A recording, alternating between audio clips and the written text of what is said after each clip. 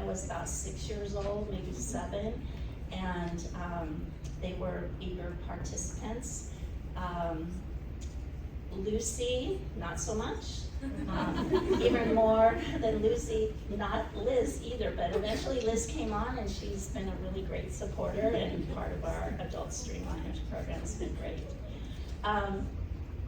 So a big milestone for the streamliners several years after was when we brought Susie Dodds on to our coaching team. And Susie's here with us. So Susie and I knew each other prior. We're both swimmers, open water swimmers and English Channel swimmers. And Susie, on top of it, brings a Triple Crown accomplishment to the table. So we really opened up a new vision for the streamliners to swim outside the pool, get out in our bay and participate in open water events and triathlons. So we ended up having a nice relationship with Swim Across America through Susan Helmrich. So this goal of participating in open water was easy for us to envision with that event in front of us.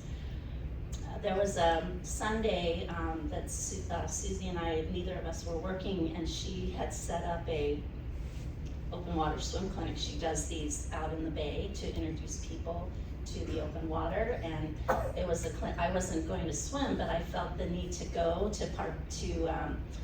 to photograph Liz and Maya out in their, what I think was one of their first open water experiences. So have a lot of photos from that, and I was amazed to watch them at the end. Susie has this way of getting people who would never think of doing this to walk into the bay without a wetsuit on. And I watched them walk in like they were hypnotized. And I think that, that was the beginning of it, I'm pretty sure. So I just would like to introduce Maya. She is so incredible, so special. We all know that. Some of us are friends, some of us are teammates and here. And what she's done is something most of us really can't even fathom. But she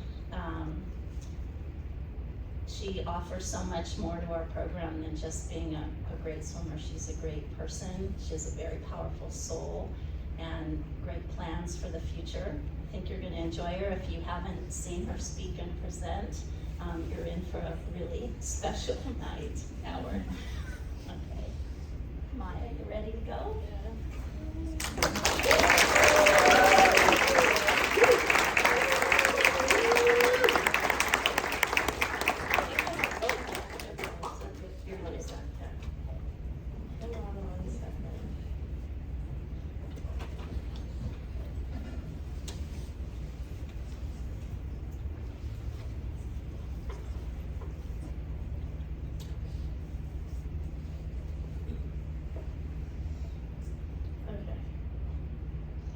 There we go. Well, now you guys all know who I am, but I'm Maya, and this is on Crossing the Coyote channel.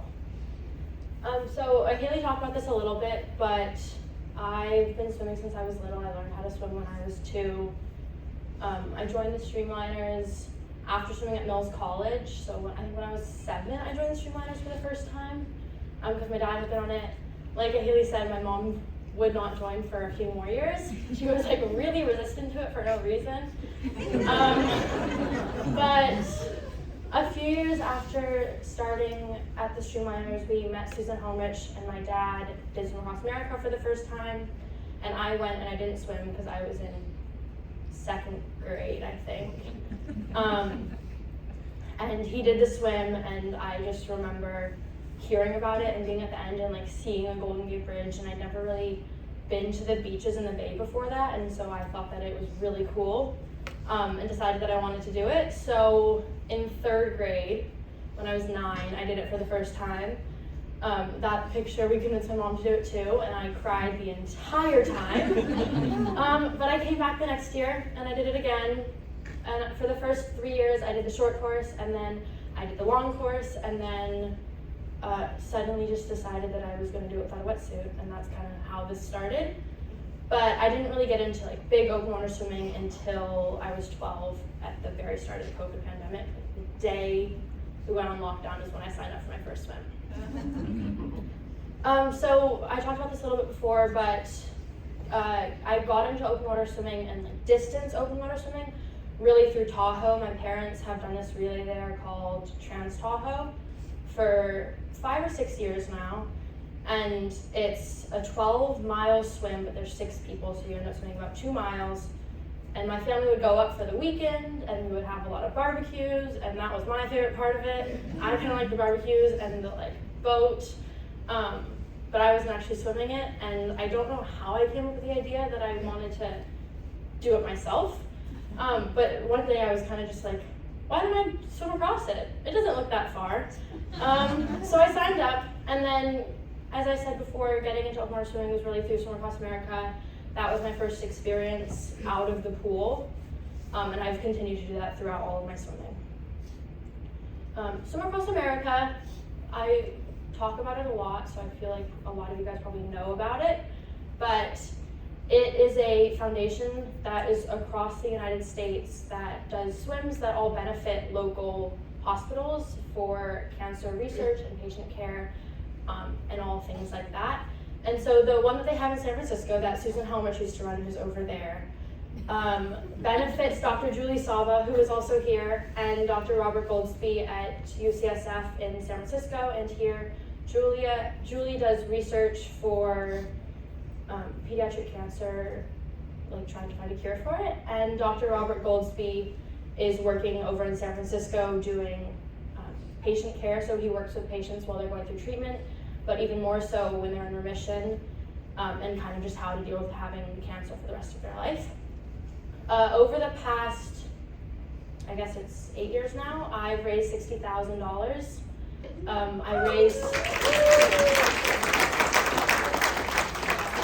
With all of your help, I raised $22,000 alone last year. So my goal for this year is $25,000, which I think I'll get into more later. So I did that first, after Swim Across America, I did the first Tahoe swim, which was 12 miles. It was the true width. And then the next year I was just like, I want to do something bigger and crazier, which I don't know, again, where that came from. But I decided to do the Catalina Channel. So while I was training for the Catalina Channel, I did the Viking swim course in Tahoe, which is 10.8 miles, and then I did the Catalina Channel, which is 20 miles. And then last summer I did the length of Lake Tahoe, which is 21.3 miles, and that completed my Tahoe Triple Crown. And I've also done numerous swims in the San Francisco Bay Area. If you can name an area in the Bay, I've probably swum in it. Okay, so as I was talking about before, I dedicate all of my swims to, well, I didn't talk about this actually. All of my swims are in support of Swim Across America, and so I dedicate all of them to people that have gone through cancer, and I often, actually I have it here. On the bottom you can see I write the names of people that have been touched by cancer. I have people around me, people that my parents know, send in names, and I wear that cap on all of my long swims, and I get a new one for every swim because there's always more people. But for Molokai this year, you can see here I have just one name. I have Sam, and Sam's family is here today, but we have a friend who passed away from cancer at the age of 12 in December of last year, and I did this one in January, so we dedicated it to him, and I had his name on my cap to carry me through the entire swim and just remember him and his spirit. Okay, so open water swimming is not like a very popular sport. I wouldn't say a lot of people like it or do it. So just so you kind of get an understanding of what it's like, these are some of the rules that kind of show you what the swims are like. So I can't get any outside help through the entire swim, which means I can't have a wetsuit or something that can help me feel warmer or help me float. I can't touch another person, boat, like floaty, anything throughout the entire swim. I don't sleep, so I don't stop because of that rule about not checking the boat. I can't get on the boat the entire swim, so most swims I will start at night, and there's no sleep. So if I swim like starting in the afternoon, I just swim the whole night and the next day, and usually the swims aren't that long, so it's like you swim a night and then you're almost done. For me in this situation, I had 2 sunsets, 2 nights because it was more than 24 hours, but that usually does not happen. And the swim, in terms of like timing and like when those rules start, it's from the moment that you touch the water to the moment that you're completely out of it and out of the tide. So after swimming these long distances, you kind of have to like run and get yourself out of the water a little bit, which I think is one of the funniest parts, because like these people have been in the water for so many hours, and like watching them try and get back up, and they're just like tripping and falling. It's kind of crazy and a mess, but it's fun. Background to Molokai. So it's also known as the Kaiwi Channel and the Channel of Bones because of how dangerous it is. It's 28 miles. Sometimes it's more than that because of currents and tides, so I ended up swimming about 30 miles. It's around 78 degrees Fahrenheit. It's from Molokai Island to Oahu Island in Hawaii. And one of the reasons these are all the reasons it's like really hard and considered one of the hardest. It's in the open ocean because you're in Hawaii. You are in the middle of the Pacific Ocean. There's not a lot of land mass that can help with like the waves and tides and currents. It's pretty open ocean, so it's like big waves and there can be big swells, which is something I found through like, I got stuck in the current, and I think part of that is just because of the fact that I was in such expansive waters. There's definitely sea life. There's the main jellyfish they have there are the Portuguese man-o-wars, box jellyfish, and moon jellyfish. Box jellyfish can be very, very poisonous, but I was lucky enough to not be stung by any. And I didn't get stung by any man-o-wars, so I would count that as a win. I did get stung by a lot of box jellyfish, or moon jellyfish, but I'm past it, so it's fine. You can see here, I have a little scar, and I'll show pictures later, but I can't say it's pleasant. And then there are sharks. That wasn't actually my worry on this one. My main worry was the jellyfish, because they don't have brains, so you can't really like trick them or anything. The sharks, I wasn't worried about. My mom was very worried about. But they have cookie cutters, which are dangerous. They're pretty small. It's that small one there. But there have been a lot of counts of shark attacks on swimmers in the Molokai Channel. There's been 3 people who have done it in 2023, including me. The person who did it after me got bitten twice. So it's pretty common. And then there's definitely tiger sharks. There's some great whites, but not as many, so it's not too much of an issue. And then I think like the worst thing, which I'll talk about when I'm talking about like everything after the swim, after and recovery, is sea lice, which is so annoying. It's basically just this, it's like algae, but it kind of, there's these enzymes in it that sting you whenever you touch it. But because it's kind of like a plant, it's everywhere. So for the entire swim, I would just be swimming and just keep getting these little pricks on my arms. And I had them all over my face and my body for like weeks after. That was like the worst part. But these are like the reasons that it's pretty hard. So as a lot of you know, I started training for this swim in March of 2022. I was training here in the Bay until mid-June, and then my family went to Hawaii for a month to train and acclimate because the water here isn't super warm. It's in the spring, it's around 55, I would say.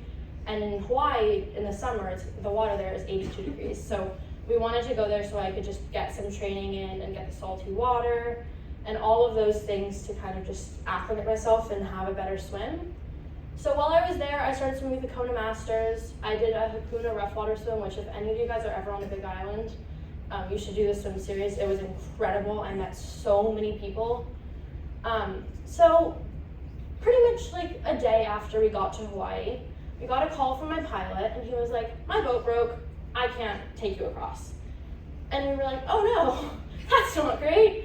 So we kind of were running around for about a week trying to find someone because there's only 3 people who will pilot this entire swim.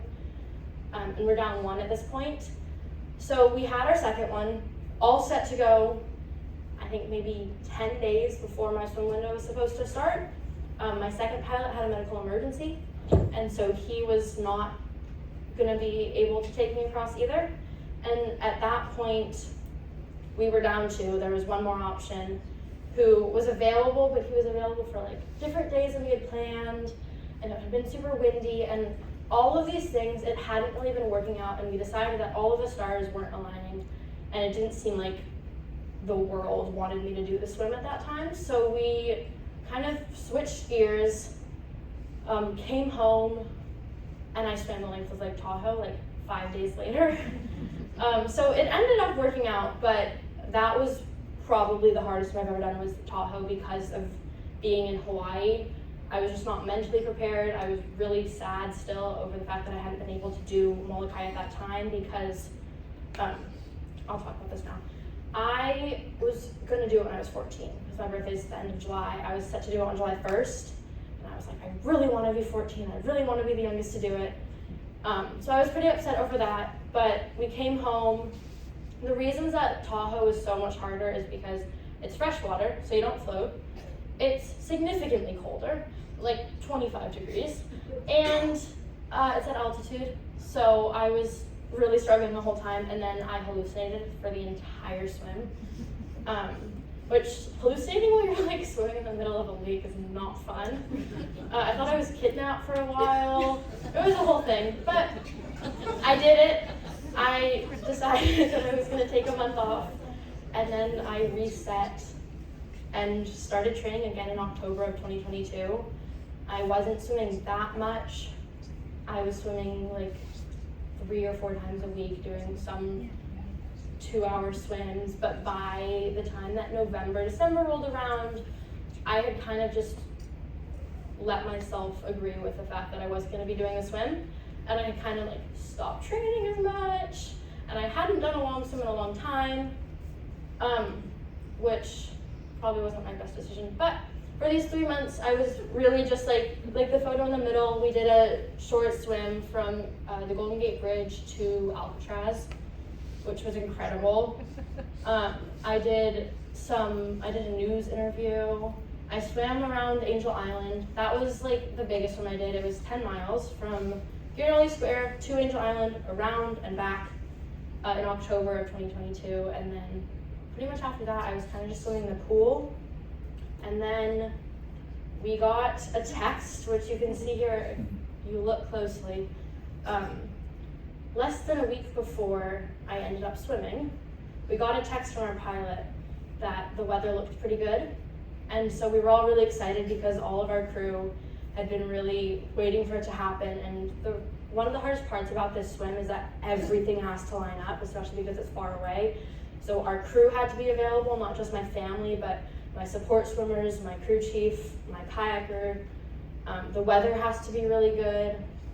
All of these things have to line up for us to be able to do it. Oh, the pilot has to be available. So we had like a lot of instances where one person had been available but other people hadn't, so we hadn't been able to do it. But we got this text. It was the first time that everyone was free, everyone was ready. We waited for a few days. My mom and I went to Tahoe like 2 days before my swim, and I skied, so I really went from like the snow to the ocean. But we got that final confirmation about 4 days before my swim. So we immediately were packing and booking flights, and that's the 4 of us on the plane there. And then we kind of got to Hawaii and went for it. But this is, now that we're in Hawaii, this is like the crew, and these are the people that were on the boat with me. So these 3 guys on the left were my kayakers. I had one of them in a kayak right next to me the entire time across the like 28 hours. They were great. Some of them, the one on the bottom and the one on the left, are both very, very experienced kayakers. They've done this many, many times. The one on the right learned how to kayak while he was taking me to the beach at the start. Like, you'll see in the video further, he was like literally didn't know how to hold the paddle. And they were trying not to stress this out, but it was actually his first time.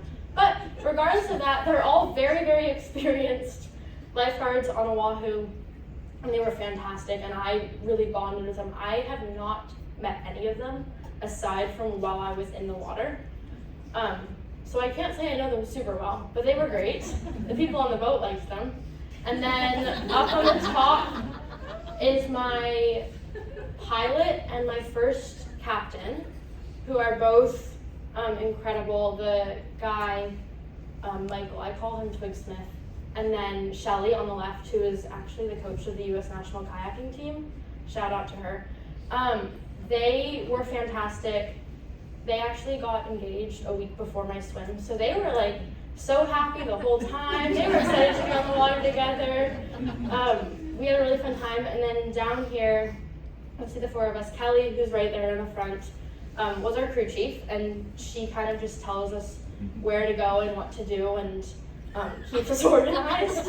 Like, I wouldn't be able to do this without her. She's like taught me so much, and on these actual swims, she's kind of just like, she knows what we're doing, and we're kind of just like, what's happening, and she knows, and she keeps us ready. And then my mom, and then in the middle in the black dress is Elisa, and she was my support swimmer. Her parents are here. She's in Portugal right now, so she's not here, but her parents are here. And she was great and was just a complete pillar of support for the entire experience for me. Other central and important people to the actual swim. In the top is Ken Mark. He was our taxi driver on Molokai. We loved him. It was literally our first time meeting him on the kayak from the airport to the hotel, but then he like picked us up again and took me to the swim, and he was playing the best music, and we just had a really fun time with him. And he like got us very pumped before, and I think just him and like the fact that we connected so well before really confirmed for me that the swim was going to go well and that everything was going great. Down in the bottom is Bill. He's the head of the association there, and he, both while I was there for the actual swim and while I was there the summer before, gave us so much information and was just really, really helpful and supportive the entire time. And then this photo on the right, you'll see in a little bit, we took a plane to Molokai, but it's like a 15 or 20 minute flight, so it's like one of those tiny, tiny, tiny planes that has like the fan in the front. So this was our entire group, that was all of us. But they were fantastic, and we ended up seeing two of them again, Aya and Suzanne, we saw at the very end when I finished the swim. They surprised me. And then the guy on the left, I don't know his name, I don't think I ever learned his name, but he randomly had paddled that channel like many, many times. So that entire ride over, he was telling us all about his experiences, and we thought that it was crazy and a very good sign that we were randomly able to meet him on the way over for me to start my swim. So prep for these swims is kind of chaotic, just because it is like prepping for a really big expedition. There's a lot of things that have to get lined up, because especially pretty much once you're on the boat, there's nothing else you can do. Like, you can't be like, oh, I forgot this, I have to go back and grab it. You're kind of stuck in the ocean. So we have to have everything really prepped up before, and also just being on a boat is not easy to organize stuff. So we have to plan all of that, and you see here, there's a lot of stuff that has to come on, because there's all of my stuff, all of the crew's stuff, all of the like emergency stuff, and I require a lot of stuff just for my feeds, which I'll get into, but there's a lot of stuff that needs to come with us. And then the night before my swim, we went to meet my pilot again. This is the three of us getting our pre-swim prep. So we kind of just found out everything that was going to happen, got a plan. I remember we went to visit him the summer before, and I just remember being very anxious about it, and then I now know I went back this time, and I know that like while this picture was taken, I was just very excited, and I wasn't feeling any of that anxiety anymore. Because for me, this entire swim, like there was nothing really negative about it. Like the entire time, I felt like it was going to go well, and I felt like I was going to have a really good experience. And that's what ended up happening. So we get off to the island. This is where like the swim story part starts. But to get to, like I said before, to get to Molokai, there's not that much on the island, so you have to take one of the tiny planes. So that was all of us. That's what the plane looked like. It was really, really warm. We were all like sweating so much. But we got there, we got a little room that ended up being perfect actually, because there was 4 of us. So this was just where we spent the day, just lying down. This day before, you're kind of just there, and all of us, I think, were very nervous, but in a good way, and just getting really, really excited. We did face masks to calm down. We were having so much fun. And then when the time rolled around, we got to the beach, and this is when I desitin. And so I think a lot of you will know this, a lot of the moms at least. Desitin is butt paste. I put it on my entire body before these swims. You see, like, I look insane. But it has a lot of zinc oxide in it, and so it protects me from the sun. So they really just slather it on. I have it everywhere. I have Aquaphor to help with chafing for my swimsuit. And that's like the main prep thing before. So we were on the beach. We did our prep. The start was very, very, very crazy and the worst part of the swim for me. It was really scary just because the waves were really big. So you'll see the next video, the waves are really big, but they were worse at the original beach we started at, so they called us. Our boat was out there. There's no pier. You have to swim out. So my entire crew had to like put on their swimsuits and get all of our dry bags and try and get through these waves to get them. And Kelly lost a fin. We lost bags. My AirPods got completely like broken, and I think we lost some other things. We definitely lost a few things. We all kind of just got pummeled, and then we got onto the boat.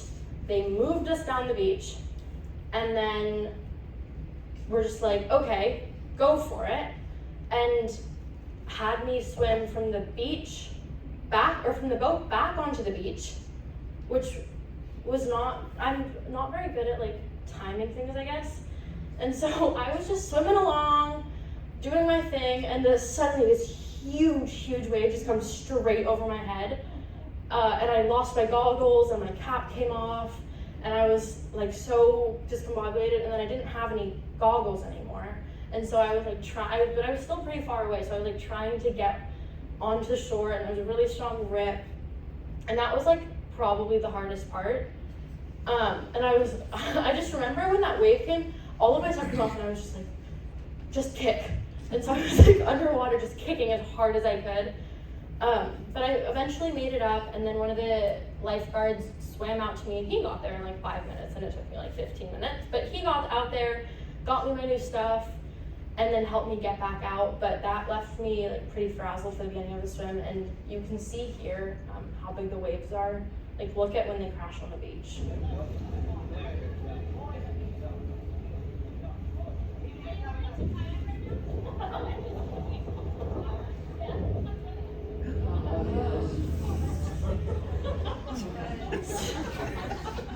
So that's what I had to get myself to and then back from. And then Tristan was my first kayaker. If you heard in the video, he was learning how to kayak.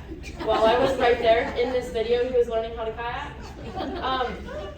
So that was definitely one way to start the swim. It was an adventure. It was definitely like the hardest part, just because there was so much going on and it was so chaotic, and that's not usually like a part of this sport. I would say like it's definitely adventurous, but it's not like you're ever in these like high intensity moments, because you're kind of just swimming for a super long time.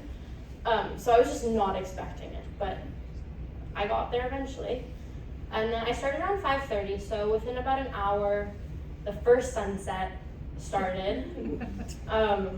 I was pretty frazzled from the start for the first few hours until a few hours into the night, just because so much had happened and I had a lot of adrenaline. It was like that first thing I remember. But I got into the first sunset. This is me at night.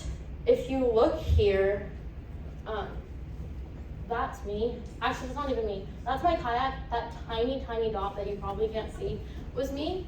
So that's kind of what I look like to the boat in these swims, especially. I think it was a lot darker here than it has been on any of my other swims, because you're so far from land. Especially on Molokai, there's not really that much life, so there wasn't lights. So everything was just darkness. And I usually love night swimming, and then I stopped loving it. after a few hours. But on this swim, I actually really enjoyed it. For me, it was the best part. I had so much fun. There were a few hours that I wasn't loving it, and then Kelly jumped in with me and let me yell Croatian curses. That was like her thing whenever I would get really frustrated or scared or upset. She would just tell me to yell this curse, and I would just yell it as loud as I could and then start swimming again. And that kind of really kept me going through the night. And she jumped in with me a few times, Elisa jumped in with me, and then I'll show you this video on the right of a feed, but you can hear them talking to me and trying to give me prompts.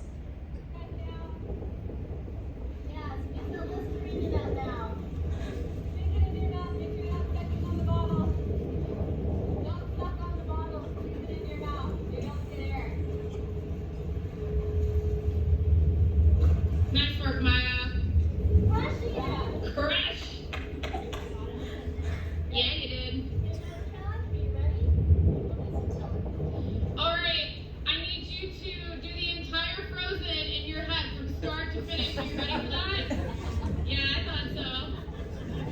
All right, you got it. Woo! So this is kind of what it's like on all of my feeds. I have my crew screaming for me and cheering for me, and my best friend came up with a bunch of prompts for me to have, and she asked a lot of my other friends to write little messages that got read to me throughout the swim, especially at night. And then all of these prompts that my friends had written, I got to hear. So the Frozen one was actually really good. I sang all of the songs. I had so much fun. It kind of distracted for like 2 hours. Especially how to build a snowman. That was like the main one that I remember. Because it was really conversational and I didn't really talk to anyone while I was swimming. So I was like having this own conversation in my head. But as I said before, I do have some people support swimming with me, so I can kind of have them in whenever. I try not to have them in that much so I'm not dependent on them. But in those harder moments, I will have them jump in with me. So Kelly is in this photo, and I think Elisa is in the other one. But they get in, they'll swim with from 30 minutes to an hour with me. Just be there. We don't really talk, but it's just knowing that they're there. At night, it feels a lot safer and less stressful to have when I have someone next to me, because it's like, I'm not the only person who's gonna get bit by a shark if there's one. And in the day, like especially when there was jellyfish, it was really nice. Kelly was fantastic, and while I was getting stung by jellyfish, voluntarily jumped in and swam through the jellyfish with me, and that was so incredibly helpful. And then my last thing about the night swimming, there was a few hours throughout the night, and this happens sometimes at day, but a lot more at night, when I would get really, really scared. Sometimes it was hearing things under me. I felt dolphins swim below me a few times, but I would get scared that there were sharks. And in all of those moments, I would like say to myself, or I would honestly probably scream out loud underwater. No one can hear me. I would just be like, Sam, do not let me get eaten by a shark right now for our friend. And all of those moments, actually, I ended up seeing or hearing dolphins within a few minutes, and dolphins are kind of known to protect you in the channel and in open water because they're so much bigger that sharks won't get close to them. So I followed in there protecting me throughout the whole thing. So I finally got to sunrise, and I started getting stung by jellyfish, I think about an hour before sunrise, so around gray light. I got my first sting. I was kind of shocked, but I was like, this is gonna happen at least once. And I just kept swimming along, and then I started getting stung more and more until around sunrise. So about an hour later, I was getting stung every single stroke. And I swam through that for about 2.5 hours, just constant stings.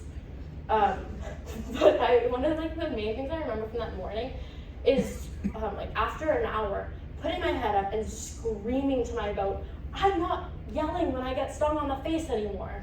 So like that was like a good sign when I wasn't screaming anymore. But you can see here at sunrise, like right when the sun came up, I got the worst sting of the entire swim, which you see those 2 lines there. It actually hit this cheek and came across my entire body, so I have it on my left shoulder as well. And I was like so shocked from that my back cramped. And so I had like this horrible back cramp for 20 minutes, and I was in such severe pain on my face that I was just crying. And so for those first 2 hours of daylight, I was just sobbing into my goggles. I call it a groggle. And that was like not pleasant, but it was part of the experience. And I have the battle scars to prove it. I still have these scars. They are not going away. Oh, this is a video. I didn't know that. Sunrise.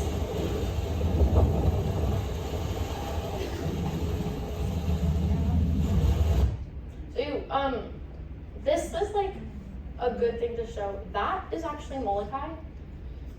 You'd think I've been swimming for like 13 hours. Maybe it's Oahu. No, it was still Molokai, because for 9 or 10 of those 12 hours that I was swimming in the dark, I was in a current that halved my pace. So I usually swim a little over 2 miles an hour, and I was swimming 1.1 miles an hour consistently for those 10 hours. My original plan was I was going to swim the swim in 14 to 16 hours. I swam at an almost double that because of those 10 hours that I lost at the beginning. So that was part of the reason that I cried, is because I got to sunrise. I was expecting to see Oahu in front of me, and I turned around, and Molokai was very, very close. But we did eventually get to sun. That is when you can start seeing Oahu in the back there. It looks very far away. I think when I was in the water, it looked a lot closer. But it definitely was not, I was not close by the time I got to that daylight, but I think that's when I started having a lot of fun. I remember there was a few hours during the day where I was just like doing flips underwater, and I was like diving under because I was getting pretty warm, but if you go under, it's really, really cool and beautiful. Like the sun rays coming down were incredible and like nothing I've ever seen before. So there was a period where I was kind of just like going around, not really swimming that fast, having a fun time. And I think if I'm looking back now, I was so like sleep deprived and exhausted that I genuinely forgot that I was trying to get to the finish. So I was just like hanging out and thought that I was having a good time in the water, doing flips, and Kelly would get in with me and she'd be like, "Maya, we need to swim." And I would start swimming, and then I'd just like dive under. I would do a flip, and she'd be like, "Maya, like swim." And it got to the point where she was like making me do drills while I was doing a swim, and that's not a good sign of when you're like, I was swimming like this, because that was like the only thing I could focus on. That was the only thing that kept me swimming. But here's, I think this is a video that shows like just how expansive it was, especially once I got into the data and was really in the middle of the channel.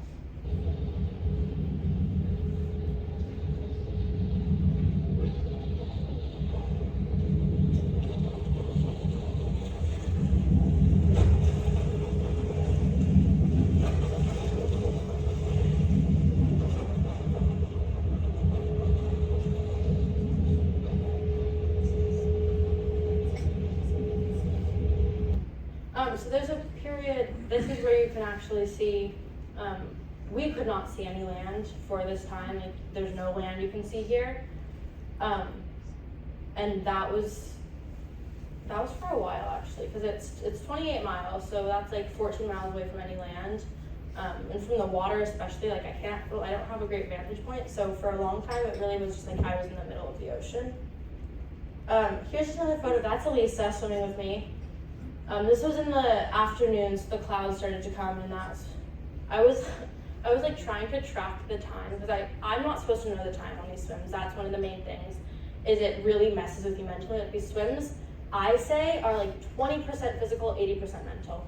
Like it's really, really important that you stay mentally strong, and so they don't tell you the time. So I didn't know when I started.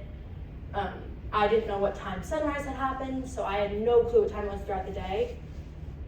And I was kind of just like grasping for anything at this point, so I was like pretending that I knew what time it was because of the sun. I have no idea, but I was like, it's 5 p.m., obviously. And then I get to my second sunset, and that's when I learned that I had been swimming for 25 hours. And that wasn't like a great realization, because I also I had gotten to another point where I was just so physically exhausted that I was swimming very, very slow, and I was super distracted, like I talked about before, to the point that my crew decided they were gonna tell me how much longer I had because I was so off track and pace and like just not in the right mindset. So about an hour before sunset, they told me I had 5 miles left to go, which sounds like a lot because that's like 2.5 hours minimum for my pace. So that's like, you kind of have to swim for a while more, and I was still only at sunset.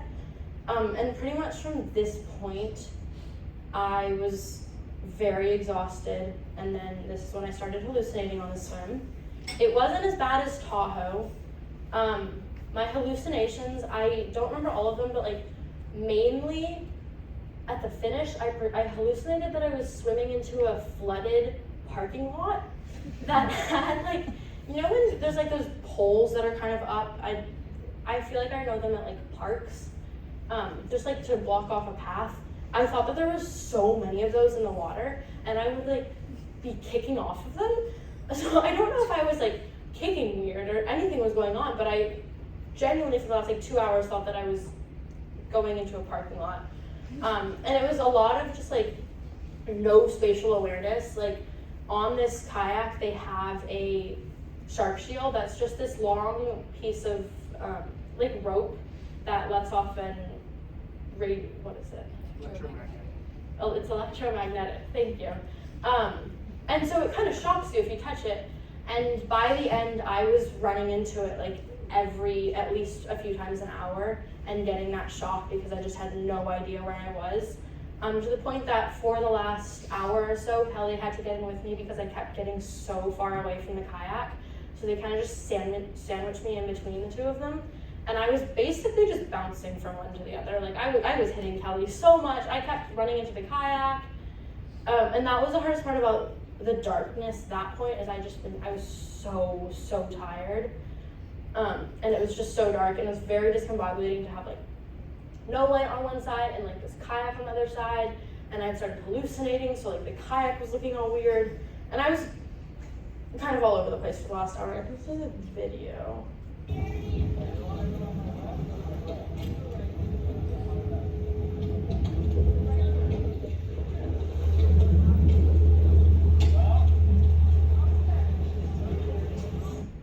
So you see, even at this point, like the way that they're talking to me is like in the simplest terms.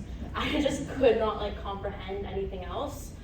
I was so exhausted that they're just saying like very short sentences, like, do you want to go to my left or my right? Like that was the extent of what they would say to me, just because like I didn't have the capabilities to comprehend or understand what they were saying at that point. And that was pretty challenging, and then I ended up having to swim in the dark for 4 more hours, because I finished around 9:15, which was like not fun. But this is the beach that I finished on. It's called Sandy's. I didn't know I was finishing on Sandy's because, like I said, I thought I was going into this random parking lot. Like I genuinely thought I was going to a parking lot. But this is what Sandy's often looks like. It's very, very famous for its bodyboarding. The waves are big and strong, and we visited over the summer, and I just remember them like the lifeguards being insane and like so cool. But if you aren't like a good bodyboarder, then you aren't allowed on the beach, and you aren't allowed in the water just because it's so dangerous and there's strong rips and shore breaks. And this is the beach that I had to swim into after swimming for 27 hours in the middle of the night. So you see here, that was just a car that they asked someone who had come to watch my finish. They turned on the lights and they were just like, go to those lights. And it was the rip was super, super strong at the end of that current. And it was basically, if you stop, then you kind of just get swept away. So we couldn't really stop, and we were just pushing, and Kelly was with me, and you were kind of just like swimming as hard as you could for the end, and I was kicking. And Haley has been trying to get me to kick since I was 7. I hate kicking so much. I kicked at the end for like an hour. Usually I'm like, I kick at the end for the last like 100 yards. I kicked for like an hour. But I did finally get to the end. And my dad and sister flew in to surprise me. I didn't know that they were going to be there, and so about 15 minutes before I got onto the beach, my mom yelled at me and she was like, Maya, Dad and Lucy are on the beach. They're waiting for you. They flew in to surprise you. And that kind of like got at my motivation and got me to the end. And then I'll just play the video and then I'll keep going because this is the whole finished video.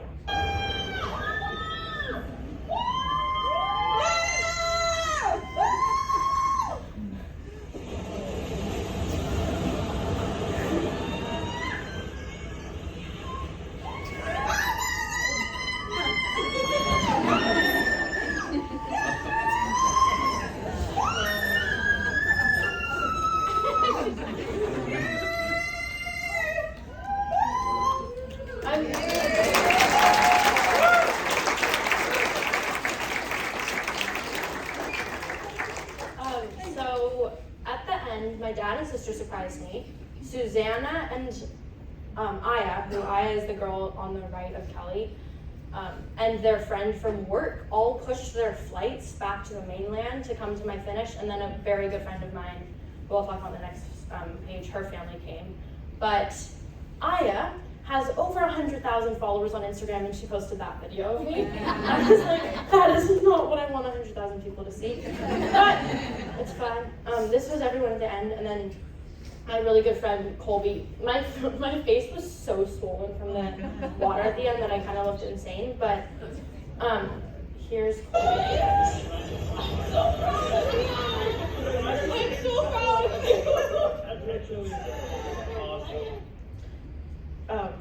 My mom, she cried when I showed her this yesterday, and she's crying again. Colby and I went to middle school together, and she moved to Hawaii, so her and her family came to watch me at the end, which was great to see.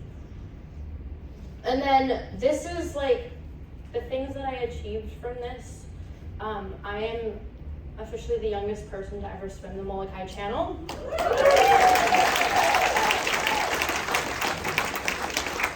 I finished this one on January 19th, and I needed to finish it by February 4th, so I broke it by like literally 16 days, like I was right at the cutoff.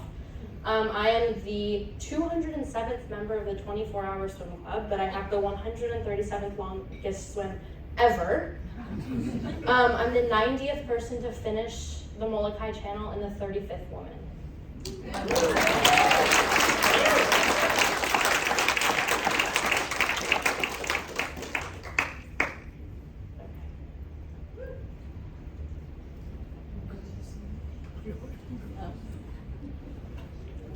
Yeah. Round of applause. I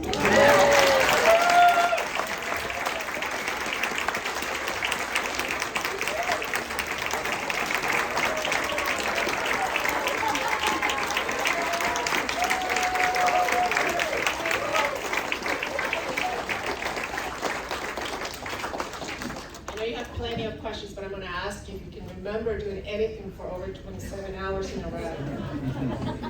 Anyone? No? All right, so we're going to move on to Q&A. So.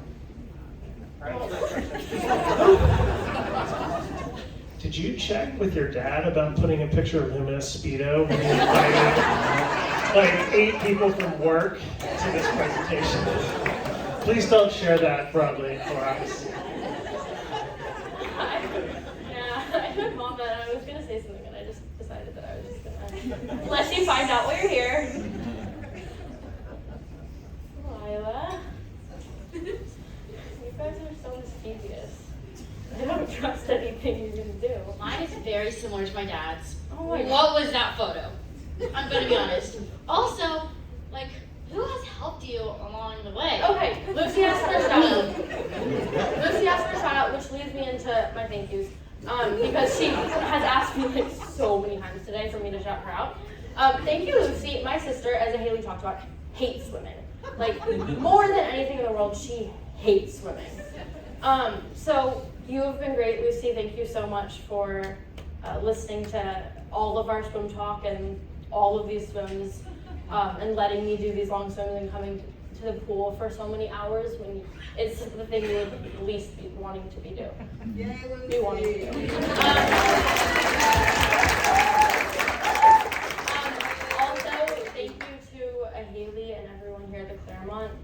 for getting me into water swimming, and Susan for Swim Across America, and just being supportive of me the entire way, which leads me into Swim Across America community. They have helped me so much. I've been connecting with people in other swims. I've met a lot of really, really cool people through it. It's been fantastic. Southland Rowing Club. I've learned so much through the people there. Kelly, it's been great. Elisa also. Kelly and Elisa and I we're each 10 years apart. But the three of us are like so close. And even out of swimming, like, thank you guys. Elisa's not here, but thank you so much just for being such great friends. Brian and Sylvia at Pacific Open Water, they have helped me train so much. They've taught me everything I need to know about open water swimming and feeding. To my kayakers and crew on the actual swim, I would not have been able to do it without them. They were so supportive and great and such fantastic people. Susie, she did get me into the open water for the first time ever without a wetsuit. I don't know how it happened. She kind of was just, we did a swim and then she was like, why don't you try going without a wetsuit? And I was kind of just like, oh, but okay. And she got me into it, and from that point on, I've been swimming without a wetsuit. To everyone at Berkeley High, a few of my friends from Berkeley High swimming are here. Phoebe and Eliza. We're repping the Berkeley High colors, actually. Just for being great. That's why I trained through in the spring. To all of my donors, I would not be able to do this without you. It means so much to me and to everyone who's been touched by cancer. And just to all of my family and friends. That was what I was going to shout out Lucy, but she got an extra shout out.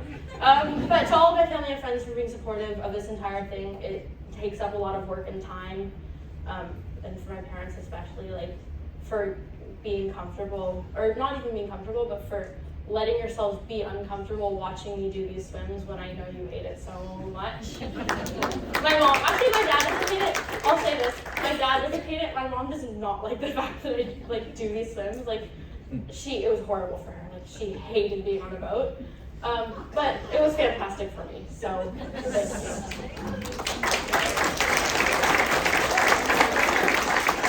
you.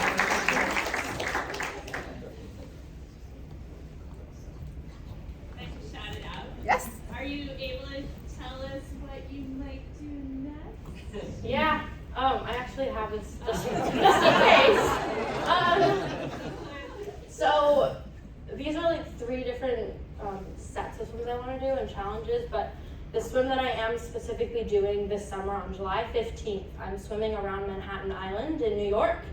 It's 28.5 miles, but it's pretty current assisted, so I'm hoping to do it in under 10 hours. It's also known as 20 bridges because you get to swim under 20 bridges. And it's going to be at night, so I'm excited to get to swim along the skyline. It's going to be my first swim that's like kind of in an urban area. We'll see how it goes. I'm looking forward to it. I'm hoping to finish the Triple Crown of open water swimming. I have one of them. Manhattan's another one, and then English Channel is the third, and I'm doing English Channel in 2024. So I will have that in the next 2 years.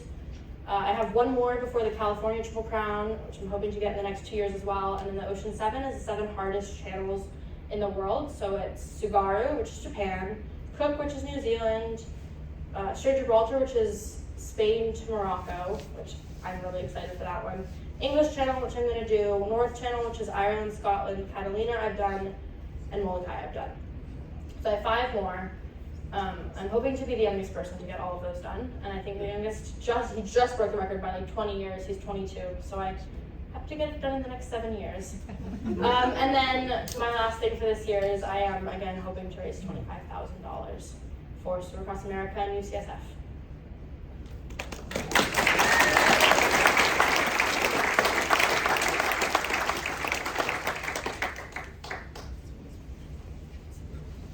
So first of all, my congratulations on the swim and for presenting in front of dozens, if not 100 people. I can't imagine doing either of those at age 15 or maybe even at my age now. So great job doing that. So question, not so much for you, more for your staff, your crew and your mom. So is there any point at which, toward the end, I don't know if you knew Maya was hallucinating or what she was doing, but is there any point at which you thought about pulling her, and how do you make the decision? I forgot. There's also something that I'll say before they talk about this because that's like it's really important. My crew saw a shark while I was swimming. I don't know how this like. I forgot to talk about this. While I was swimming, my crew did see a shark. It was not super close to me, but it was in the same general vicinity and area. And that was when they really considered finishing the swim. But I'll let them answer. Kelly and Mom. It's over there. Do you want to Spanish? We can both speak. Mom's version's different. Yeah, we have different versions. Yes, I wanted to pull her.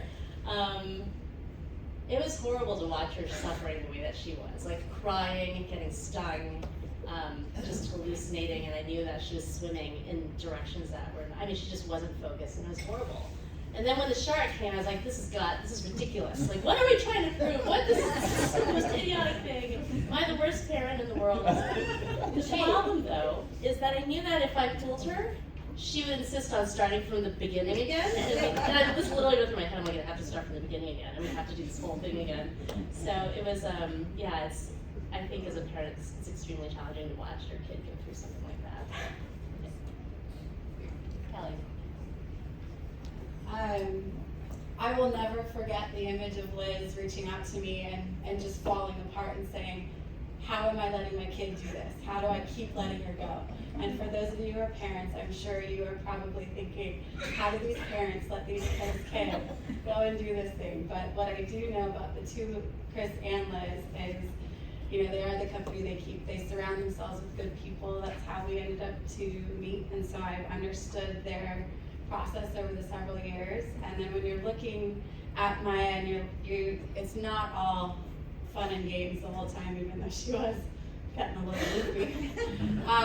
It was also really hot, so she was getting a little kind of hypothermic and she wasn't responding. And so as a crew person, I can no longer be that motivational person. I'm having to look at the holes where we're like, okay, are we gonna fall apart? Is there gonna be further damage that will prevent her from swimming in the future? So I have to be the one who makes that call. Except we have a incredible team that we've put together, and we're always, if any of us feel uncomfortable, we're making that call. So what we decided to do, she wasn't as responsive on one of the feeds, and we kind of really contemplated, and I wasn't happy with how she was responding to me. She wasn't all there, and I said, and this is then when Liz is kind of like, Kelly, I'm reached my point. And we decided the next feed, if she could no longer be coherent, if she was not back with it, we'd pull her. You don't know this. I did not know this. Which is a hard decision to do. Because we can recognize that she wasn't getting all of her feeds down, and because she was kind of hyperthermic, we gave her a lot of water just to take on, and that really turned the tide with her. And so the next one, that's when I said, listen, we have 5 miles to go. You either start putting your head down, you get going. And she turned to me and she went completely, was like, okay, I've got this, all right? And another moment too was also, I think where a lot of us adults, I think, learn so much from her, is she pulled it together and she just looked at us. She says, I'm gonna do this. And the last word she said before she took off was, first AM. And she went and she did it. And and that's what I will always remember. I also I don't remember any of this, if I'm being honest. Can I add one thing in? Oh Liz saw the shark and we had this whole text exchange, but I wanted to share it, but there was like so much profanity. The shark incident, that Liz texts me and says, we just saw a shark, and then she just goes silent for like 2 hours. And then I was like, I guess I texted back, I'm assuming everything's okay, and then she pops back up, turns like, oh sorry, phone battery died.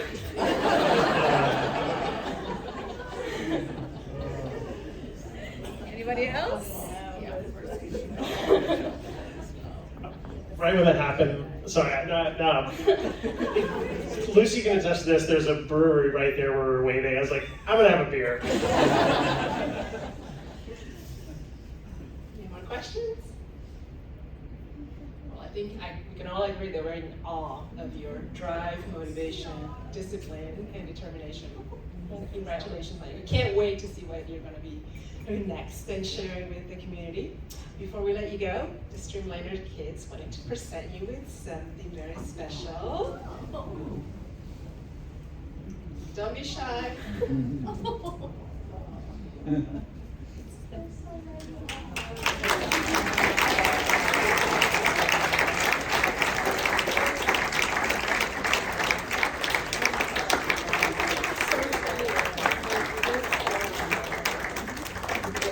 I've been swimming with these guys since I was 7, so this is fun. Okay.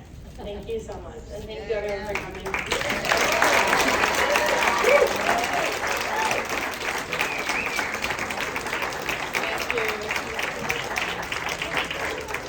If you'd like to stay for a group photo, come to the front.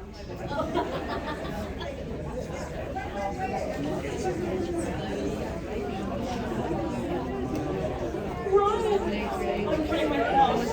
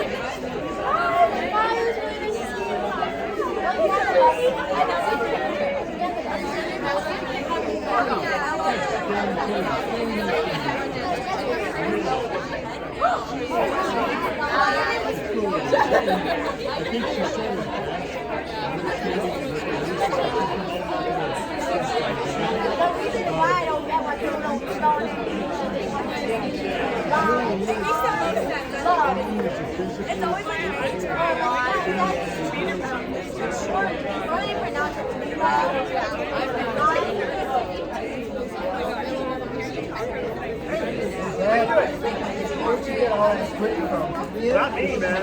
Yeah. How you doing? Yeah. I don't know anybody's stronger than me. Adults, I don't either. I was telling you this the last time we were in Hawaii. We were on this half-mile swim. Oh, yeah. So, it was rough water. And the current was bad. I was struggling. I could think of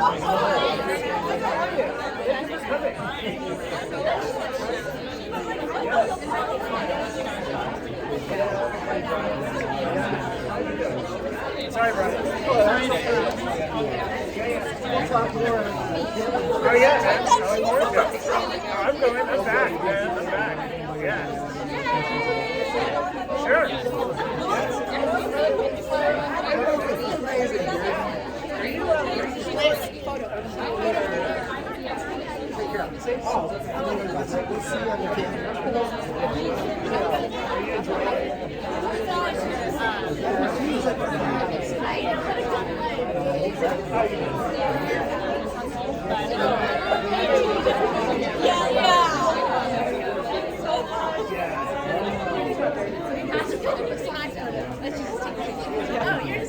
Yeah, but I like taking a photo if we can. Do you think? Everyone's so excited. I met him actually. We ran into him.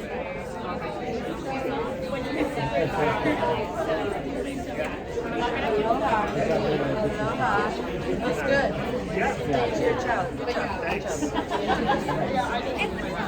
Did you get it?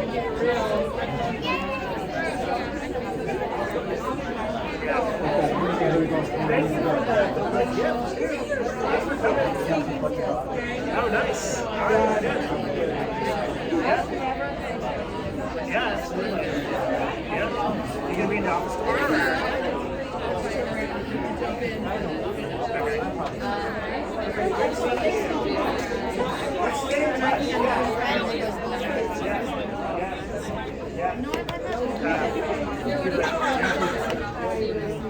Well, yeah, I'm going.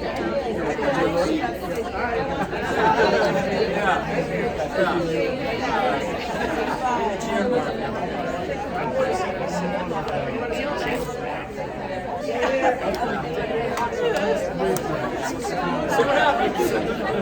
Yeah, it's good to see you. Yeah, you never know. It really comes again. All right, well, maybe I'll see you there. Yeah, maybe I'll see you. Okay. You guys have anything like about it?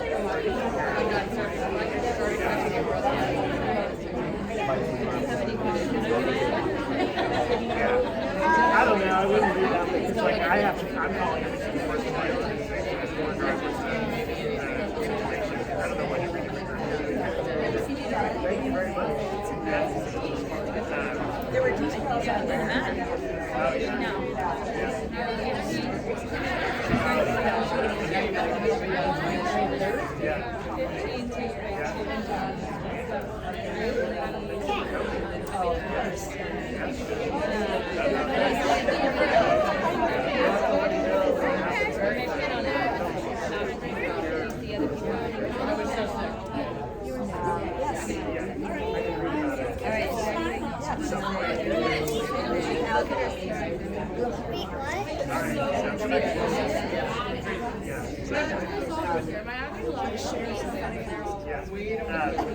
Jimmy is our friend from Tahoe. This is my friend Todd from work actually. Nice to meet you.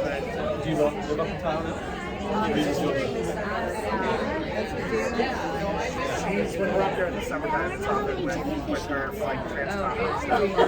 It's your in-laws have a place. Like 100. Okay, Wait in line.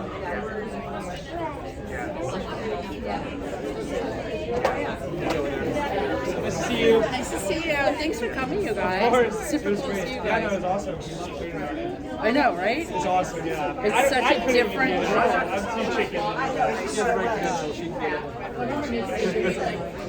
Yeah. It's I don't even think it's like not even the same. It's like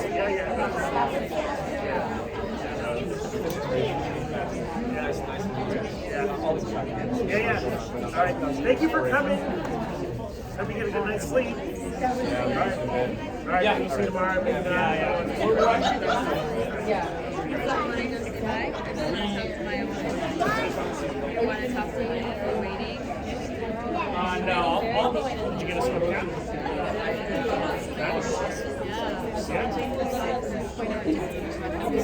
They have an opt-out. Mine will be there.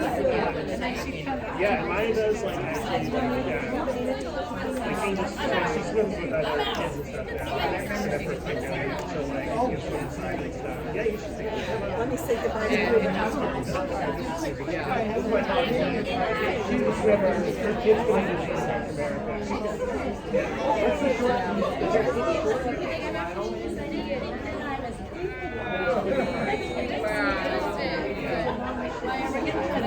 Thank you so much. She was amazing. Great seeing you. Actually, What have you guys ever presented? We're gonna have like you look pretty good in that Speedo, but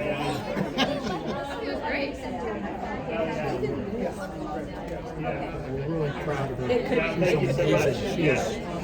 We're in awe. Thanks for representing. are you guys? She's in the nice to see you. Of course, I'll be Oh, yeah?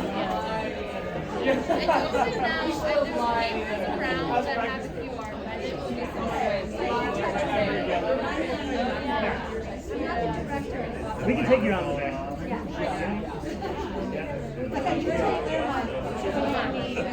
Yeah, of course. I'm impressed. Okay. Yeah. Yeah. We're swammers. Okay. Chris is going to put his speed on. Yeah. I like how Chris is celebrating. Go back. Sorry. You're good. Logan's daughter has a question for you too. I put a poll on social media. Buddy, what did you do?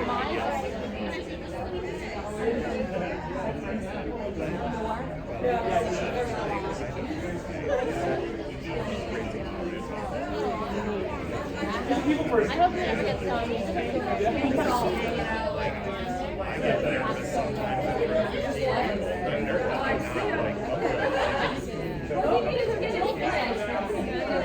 Thank you.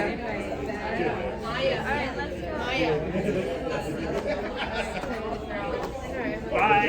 Good seeing you. I'll talk to you tomorrow, actually. I have to call you tomorrow. Yeah. It's okay. You're fine. You're fine. Usually you can go to bed well.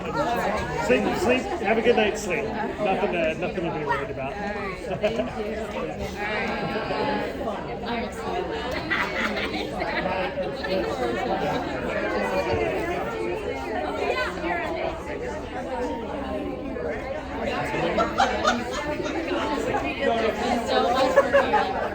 I really enjoyed it. That'll be 14 minutes.